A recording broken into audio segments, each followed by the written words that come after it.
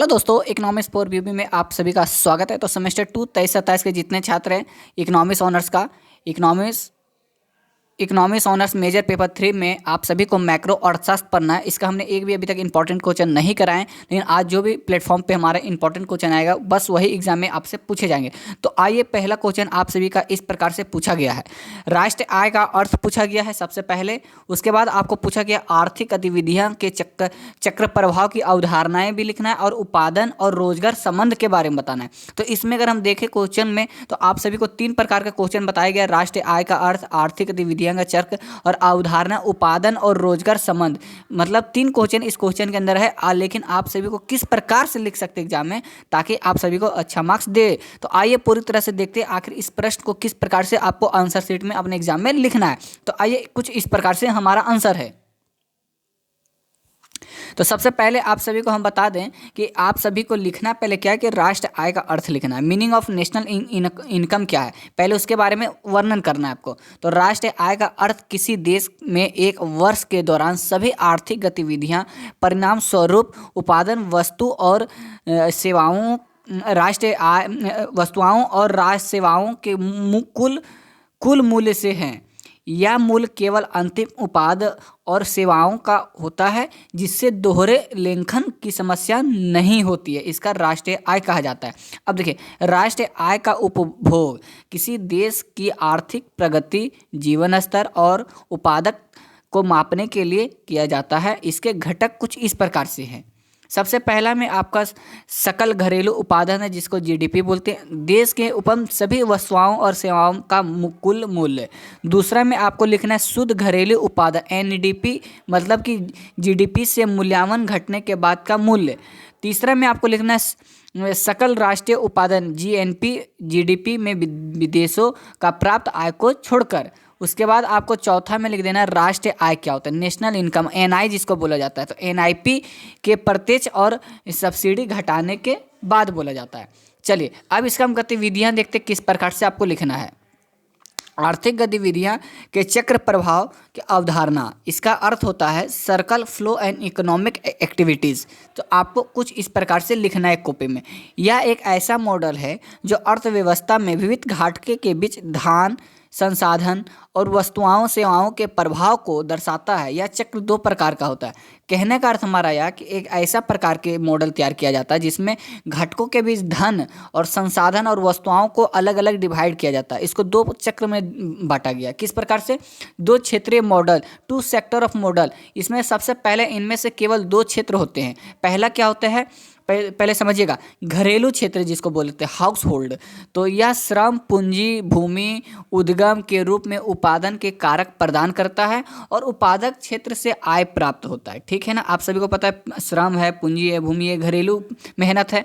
उत्पादक क्षेत्र क्या होता है, फ्रेम्स क्या होता है, यह उत्पादन कारकों का उपयोग करके वस्तुओं सेवाओं का निर्माण करता है और इन्हें घरेलू उत्पादन क्षेत्र को बेचता है। जैसे कि आप मान लीजिए किसी प्रकार का चावल है, तो चावल आपका पूंजी है। अब भूमि से उत्पादन किए, उसके बाद आप क्या करते हैं, बेचते हैं। फैक्ट्री में इसको अवेलेबल करके क्या किया जाता है, उसको पॉलिश मार के बढ़िया तरह से निर्माण करके उसको वस्तुएं के फॉर्म में प्रोडक्ट को अवेलेबल करते हैं। उसके बाद आप सभी के बीच में क्या आता है, बेचते हैं। तो फिर आपके क्या है, घर में ही घरेलू उत्पादन में ही आ गए। तो इसको इस प्रकार से बोल सकते हैं। उसके बाद दूसरा में आप सभी को लिखना है 3 क्षेत्रीय मॉडल क्या होता है, 3 सेक्टर मॉडल। ये 2 थे, पहला हो गया, ये दूसरा है। ठीक है, तो 3 सेक्टर मॉडल क्या होता है, इसमें सरकार भी शामिल होती है जो उत्पादन उपभोग गतिविधियां में कर और सब्सिडी के माध्यम से भाग लेती है। ठीक है, तीसरा अगर हम देखें इसी में है 4 क्षेत्रीय मॉडल किस प्रकार से कहा जाता है, तो अंतर्राष्ट्रीय व्यापार को भी शामिल करता है, जिसमें विदेशी क्षेत्र वस्तुओं और सेवाओं को यात्रा निर्माण के माध्यम से योगदान देता है।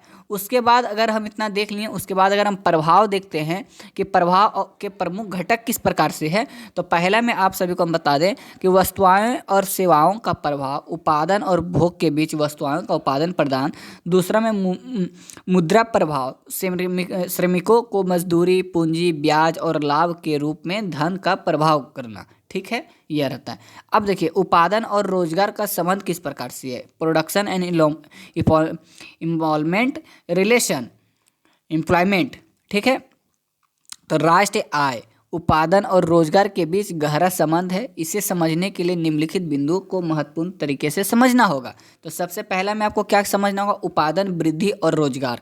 उत्पादन वृद्धि के लिए अधिक श्रम संसाधन की आवश्यकता होती है, जिससे रोजगार के अवसर बढ़ते हैं। जब उत्पादन का स्तर ऊंचा होता है तो बेरोजगारी में कमी आती है। ये पहला चीज़ है। आय और मांग का प्रभाव, दूसरा में आपको लिखना है, उत्पादन और विविध आय उपभोक्ता का क्रय शक्ति बढ़ती है। बढ़ी हुई क्रय शक्ति से मांग बढ़ती है, जो आगे उत्पादन और रोजगार को प्रोत्साहित करता है। उसके बाद तीसरा में आपको लिखना है क्षेत्रीय संबंध। प्राथमिक क्षेत्र कृषि रोजगार का बड़ा हिस्सा प्रदान करता है।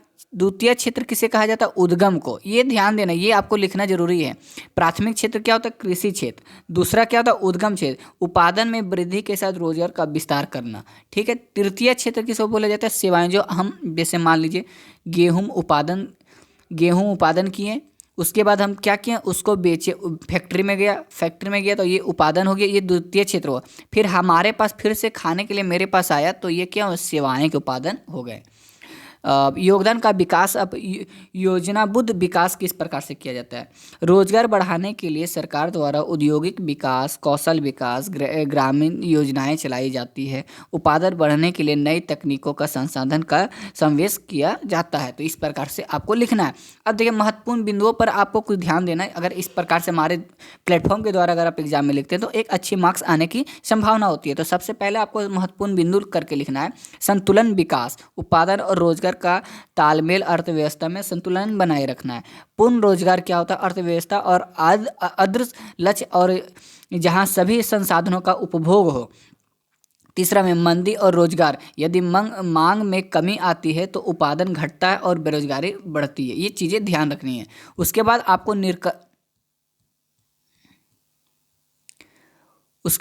निष्कर्ष लिख देना है। निष्कर्ष लिखने के बाद लिखना है, राष्ट्रीय आय आर्थिक गतिविधियां का चक्र प्रवाह उत्पादन और रोजगार आपस में जोड़ते हुए इनका संतुलन अर्थव्यवस्था के विकास और स्थिति के लिए अत्यंत आवश्यकता होती है।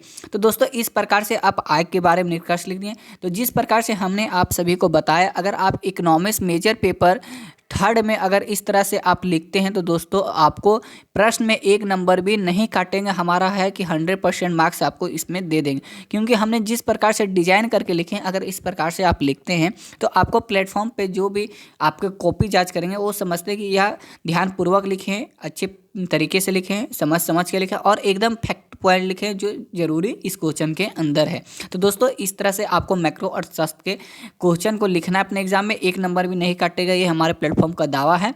अगर आपको मैक्रो अर्थशास्त्र के और सारे वीडियो देखना है तो लगातार हमारे प्लेटफॉर्म पे अब अपडेट होते जाएंगे। एग्जाम से आपके पहले सारे क्वेश्चन आज रात कल सुबह तक आ जाएगा। तो प्लेटफॉर्म से हमें जुड़े रहिए। वीडियो अच्छी लगती है तो लाइक करें, कोई दिक्कत है क्वेश्चन में तो कमेंट करें।